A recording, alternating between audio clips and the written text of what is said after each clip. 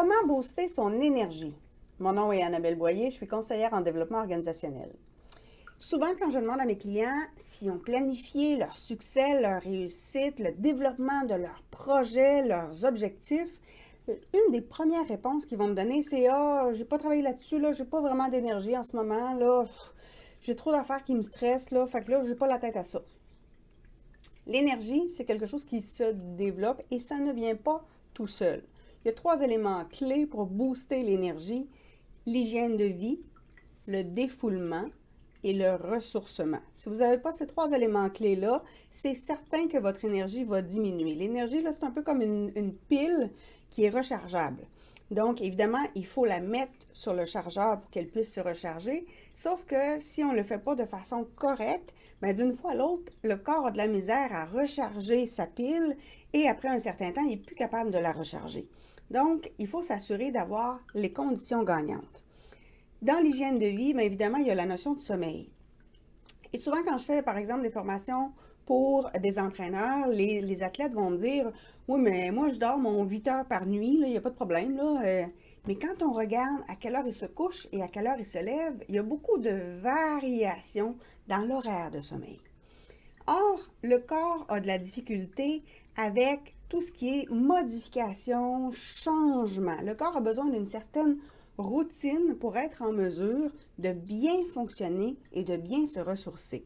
Donc, si vous vous couchez des fois à 9 heures, des fois à 10 heures, puis des fois à 2 heures du matin, bien évidemment, le corps a de la misère à se stabiliser. C'est plus difficile pour lui à ce moment-là de bien se ressourcer.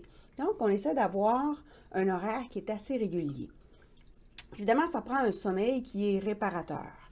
On sait entre autres que la consommation d'alcool avant le sommeil va venir perturber le sommeil.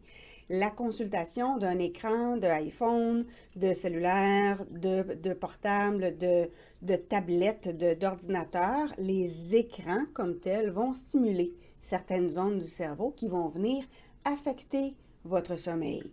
Vous allez vous endormir quand même, mais vous allez vous réveiller le lendemain matin avec de la fatigue accumulée et vous ne ferez pas le lien avec le fait que vous avez passé du temps devant votre écran. Donc, il y a des éléments comme ça auxquels il faut faire attention. Votre alimentation, inévitablement. Quand on mange très gras, très sucré, à ce moment-là, bien évidemment, le foie doit travailler plus fort. Donc, l'énergie qu'il va prendre, évidemment, à digérer cette nourriture-là, cette énergie-là, elle n'est pas envoyée au cerveau. Donc, évidemment, vous allez avoir une difficulté au niveau de votre attention, de votre concentration et, évidemment, de votre vigilance. Donc, au niveau de l'hygiène de vie, il y a plusieurs choses qui sont à tenir en compte. Au niveau du défoulement, ça veut dire que vous devez avoir des activités qui vous permettent d'extérioriser le stress. Est-ce que vous faites du sport? Est-ce que vous faites des activités de loisirs? Est-ce que vous faites des sorties? Est-ce que vous avez des relations sociales? Est-ce que vous discutez avec des gens? Donc, est-ce que vous avez des activités qui vous permettent de faire sortir le stress?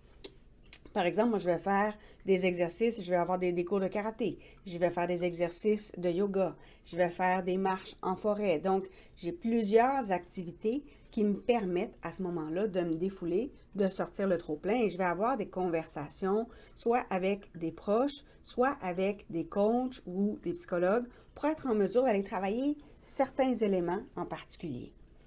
Et ça vous prend aussi des activités de ressourcement. Donc, des activités qui vont vous permettre de gonfler davantage votre confiance en vous, votre estime de vous, la perception de l'image que vous avez de vous-même, votre amour de vous-même.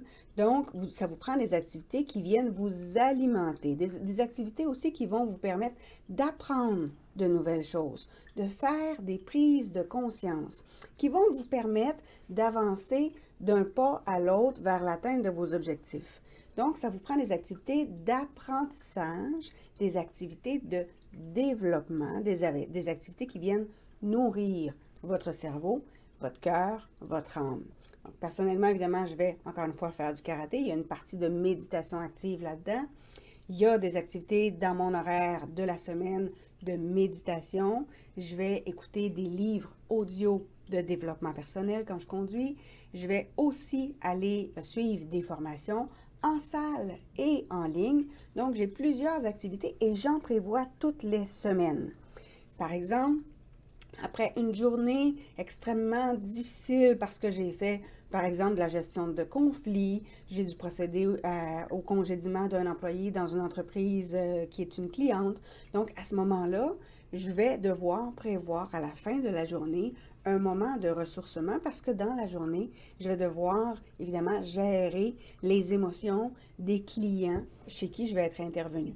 Donc, je vais me prévoir des activités à la fin de la journée, mais aussi à la fin de la semaine, parce qu'à la fin de la semaine, il risque d'y avoir une accumulation de différents moments qui vont avoir été plus drainants pour moi.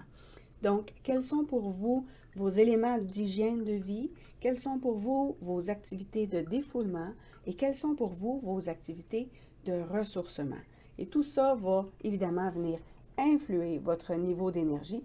Et plus vous allez travailler votre niveau d'énergie, plus vous allez l'alimenter, plus évidemment vous allez avoir envie de faire des activités précises pour atteindre vos objectifs.